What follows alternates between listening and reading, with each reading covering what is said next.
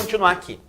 Eu tenho agora uma lista com elementos que compõem a parte lógica, que compõem o que nós chamamos de software na informática. Vamos pegar lá os programas de computador, então, é claro, são exemplos de software. Os arquivos, como eu mostrei no exemplo anterior, também é um exemplo de software. Agora, outras coisas que eles poderiam colocar na prova, só para te ficar na dúvida. Sites da web, software também, porque tu não toca naquele site da web. Ele também é informação, também é parte lógica, não é palpável, não é parte física. Portanto, os sites da web também são considerados software. Os navegadores, como por exemplo o Internet Explorer, o Google Chrome, o Mozilla Firefox, são exemplos de software? Sim, porque os navegadores são programas de computador, são programas usados para acessar as páginas da web e, por serem programas de computador, compõem a parte lógica que nós chamamos de software. Os sistemas operacionais, pegando aqui como exemplo o Windows, o Linux e entre outros sistemas operacionais, são softwares? Sim, são softwares, porque compõem parte lógica. Eu não toco no Windows, eu não consigo tocar no Windows, ele é um programa de computador. Ah, mas é um sistema operacional. Sim, mas não é porque é um sistema operacional que o Windows vai deixar de ser software. Então, o Windows é um exemplo de sistema operacional e os sistemas operacionais são exemplos de software porque compõem a parte lógica, né? O Linux é um outro sistema operacional que também é um exemplo de software. Beleza. Word, Excel, PowerPoint. Esses programas que pertencem ao pacote Office da Microsoft também são exemplos de software. É o software Word para edição de textos, é o software Excel para edição de planilha, é o software PowerPoint para edição de apresentações. Então são 3 exemplos de software. Exemplo de programas de computador, de parte lógica, que não é palpável, não posso tocar. E assim eu também diria do pacote LibreOffice.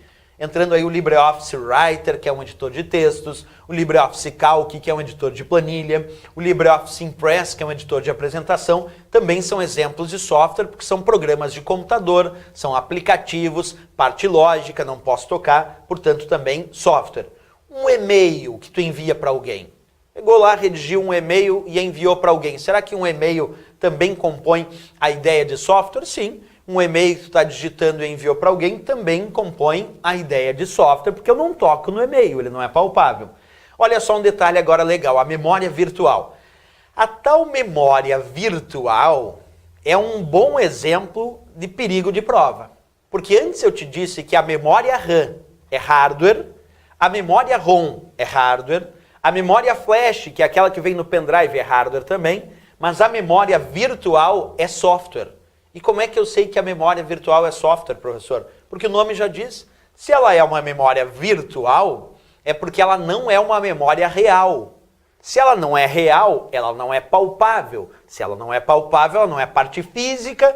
E se ela não é parte física, ela não é hardware. Então a memória virtual, até pelo nome, é uma memória virtual, que não é real, então não é palpável, não é parte física, não é hardware. A memória virtual é um exemplo de software. Observa o cuidado aí, porque a memória RAM e a memória ROM, e até a memória flash, a memória cache, entre outras, hardware. Mas a memória virtual é um exemplo de memória software. E aqui embaixo eu também quero que tu tome um certo cuidado. O termo driver com R no final. Quando eu dizia drive sem R no final, como pendrive, como drive de CD ou drive DVD, drive sem R no final é hardware, é dispositivo de armazenamento de dados, é parte física, eu posso tocar. Então, quando eu digo drive sem R no final, aí eu estou indicando o hardware. Mas quando eu digo driver, colocando um Rzinho no final, aí vira software. Driver com R no final é software, é programa de computador. E qual é a função desse programa de computador chamado driver com R no final? É permitir que o sistema operacional controle um dispositivo de hardware. Driver é o programa de computador que permite ao sistema operacional controlar como aquele dispositivo de hardware funciona. Exemplo, qual é a função do driver da impressora instalado no teu Windows? Qual é a função do driver, com R no final, driver, da impressora instalado no teu Windows? É o programinha de computador que permite o Windows controlar como a impressora funciona. Qual é a função do driver do mouse instalado no teu Windows? É o programa de computador que permite o Windows controlar como o mouse funciona.